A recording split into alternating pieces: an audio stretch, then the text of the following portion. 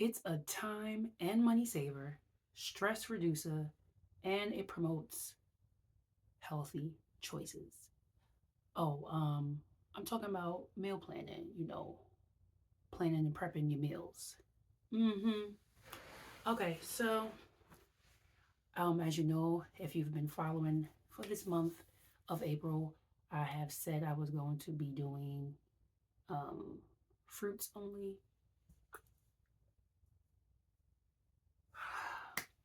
savory and sweet, or botanical, whatever you want to identify it as. So I've been already prepping myself ahead of time, buying stuff either in bulk or um, buying it enough so that I can do what I need to do so that I can be on top of my A game with what I'm having. Um, so if you've never planned or prepped meals before, hopefully you'll learn for something from this. Um, I find it to be a time saver, money saver right off top because um,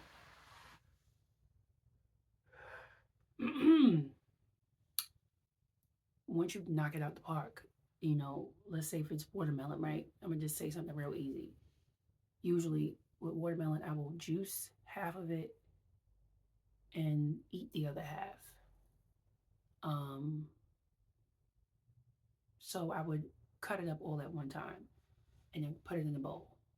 So now I'm gonna juice what I'm gonna juice and then leave the rest to eat. So that is a time saver because now I've knocked out, not necessarily eat it or juice it then, but I knocked out one task of just cutting that watermelon. So now it's ready for taking with me on the road or juicing, whatever comes up and is more convenient. And I already did it already. If you watched my vlogs.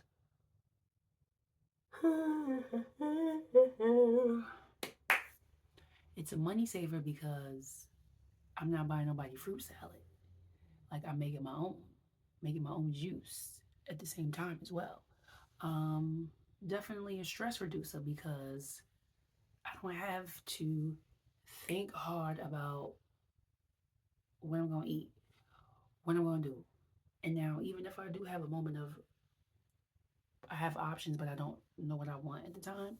At least if the fruit is ready, in the fridge and it's cut, I can go and take that snack on it until I know what I want. Um, and then that rolls into having healthy choices because when you have readily snacks available around the house, you're not gonna go dabble into whatever else somebody else got going on, right? Especially if you don't live on your own. And even if you do live on your own, you're not gonna dabble into anything that is not in the space that you're in, right? Because I have vegetables, dry goods that I can snack on easily um, that don't fit the criteria. So the easiest way to start or even be what is the word I want to say, cruise control that, because this is what I still do even with me telling people to start this way. So 5 to 7 days of meal prepping may be overwhelming. So what I normally do is 1 to 3, and that includes my juicing. So I'll have enough juice for 3 days. I have enough fruit cut up for 3 days. Whatever it is, I have enough for at least 3 days because um, my mind changes every 3 days or so. Um, Now, with something like watermelon again, let's talk about that, right? So, like, I could have it prepped up, a big one cut up. So, I'm not going to finish that in 3 days unless I'm eating and juicing it. But most of the time, I'm not, um, I'm not doing that. So, I'm just like, today, I did that. Today was the first time I had watermelon and watermelon juice. But most of the time, which means that there's a few times that I do that. um, so the times that I don't do it, the meal or the fruit can stretch longer is what I'm trying to get across to. So the prep for that will last a little longer, but other stuff is 1 to 3 days, knocking it out the park.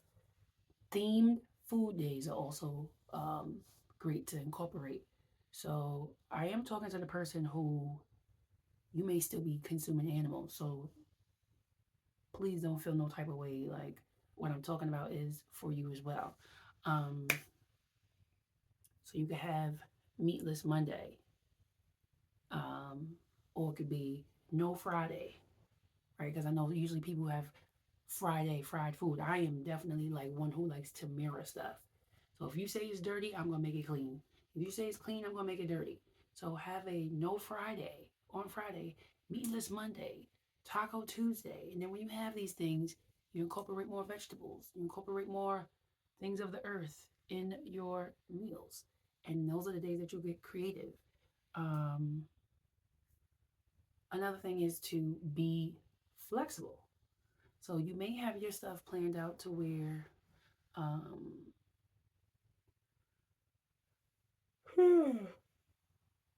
you have something prepped so that when you come home, you can eat it right. So I always like to implement about not eating late.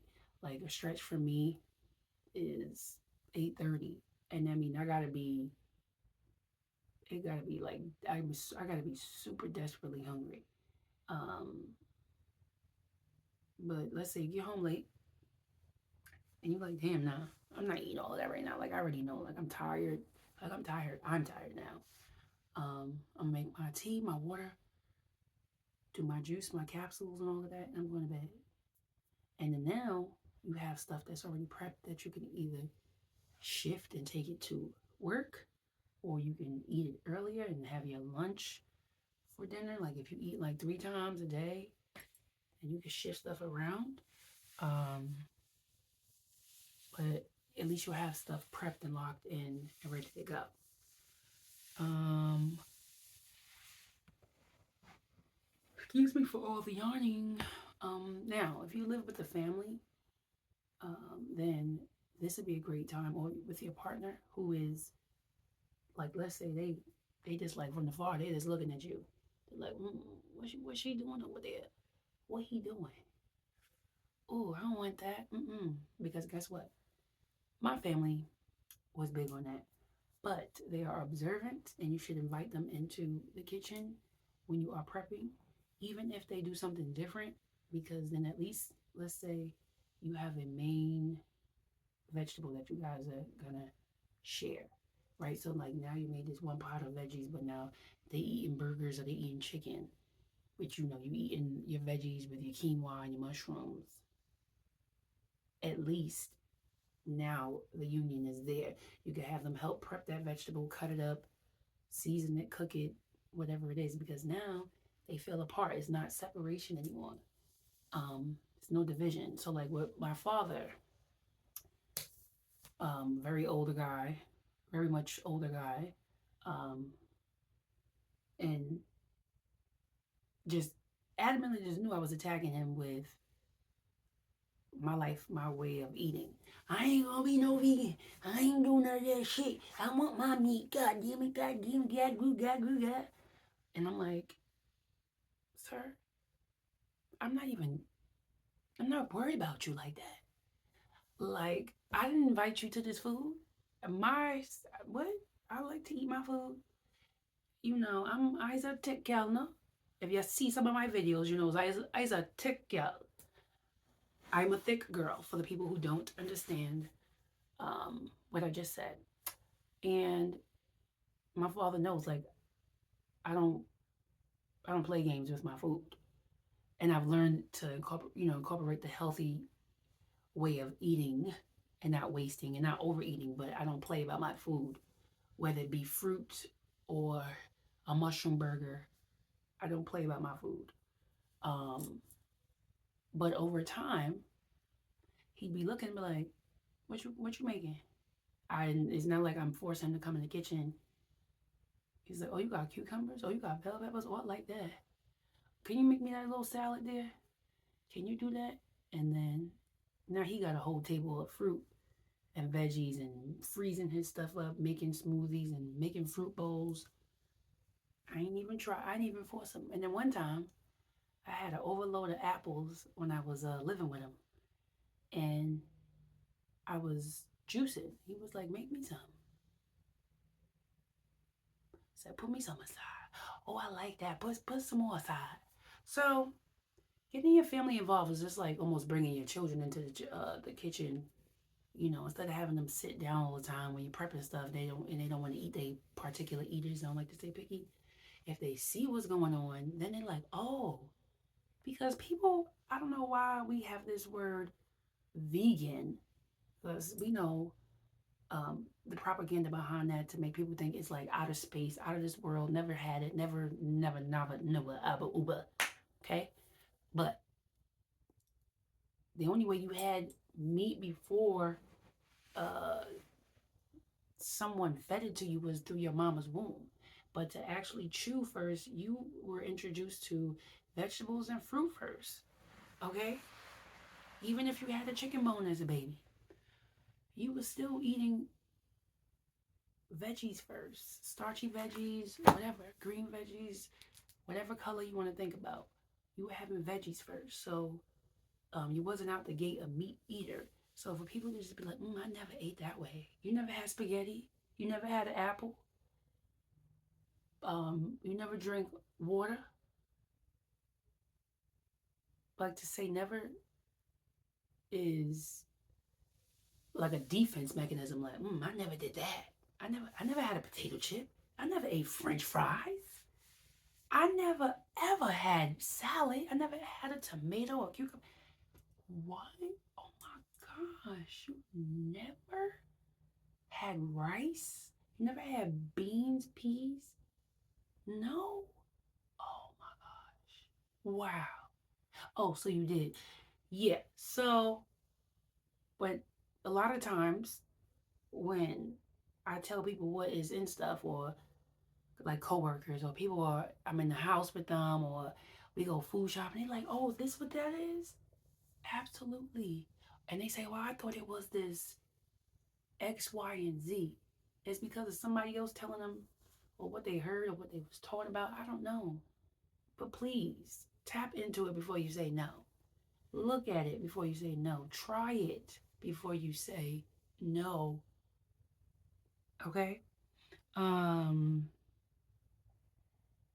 don't get all defensive if they still want to, again, do what they want to do, because at least you planted the seed, and that's what counts. Because sometimes people just want to come in the kitchen, like, again, my dad would be the one to just look at first. And then over time, this man was like, what you eating? Even when I got fast food from these Asian vegetarian spots, spring roll, pad thai, Mei Fun, he'd be like, yo, call that place and get that stuff because I want that. I like that. And then now you're on his own ordering it. Okay, so you are influencing people regardless if they're moving at the speed you think they need to move at. But this is what I do. So if you set time aside, create some combos in your head of your favorite foods and stuff, and a lot of the things that I talk about, they intertwine with each other. Make sure you have a shopping list so that you know for these couple of days I'm going to eat this. Don't try to buy everything at one time, because then some of them things going to go bad. I learned my lesson with buying basil from Trader Joe's. I swear, like, they must have it in their store already for like 3-4 days, and then by the time you get it, it barely be 24 hours, and them Johns is just like, and I be tighter than the booty hole. I do. Prep your ingredients as well. So you may not be just doing all fruit like me, or even cold fruit like me. You could be just doing fruit, and you could be doing hot fruit like squash soup and all that stuff. Prep your ingredients. I like to prep my stuff over a 2-day time span. Like I'm not prepping and making the stuff in the same day. unless I gotta have like ammo of 1000% for me to do that. Like on the day that I work, when I come home and I want a juice, I'm gonna prep the ingredients, meaning wash and cut them, and then the next day I come home, I'm juicing them. I'm not doing that all in one time. No, no, no. Yeah. And batch prep all your stuff. Meaning, again, back to that prepping for like 1 to 3 days. The juicing, do all of that because you don't know. Something gonna pop up and then you be thrown off. You don't want to come home, you don't want to prepare it. Or at least if it is prepared, you could go and grab it before you grab a chip. It helps a lot. It reduces a lot of stress. Um, but planning and prepping is the thing, the go-to that I apply every day, um, which is why it's not hard for me to even talk about or teach. Um, it's because I already do it. And now it's just like a natural thing that comes about. And yeah, I still face challenges. So I don't want you to even think that me talking about any of this is just like, yeah, it's cutthroat, it's straight no chaser. Um, and I got it in the bag. No, no, no. That's my song today. Um, but I just shift gears with whatever it is that I'm doing. Um,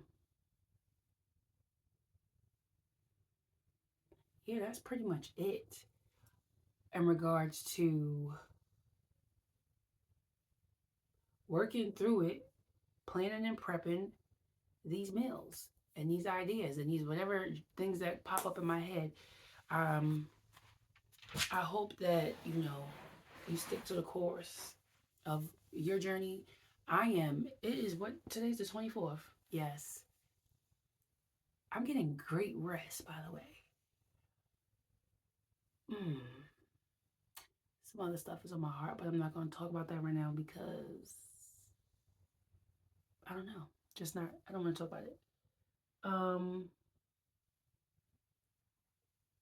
Planning and prepping. Just plan and prep your meals. And that's how you'll be successful with your journey. I'm repeating and being redundant now, but repetition makes the master. So I'm hoping that this helps you. I know that it's going to help you because it's helping me.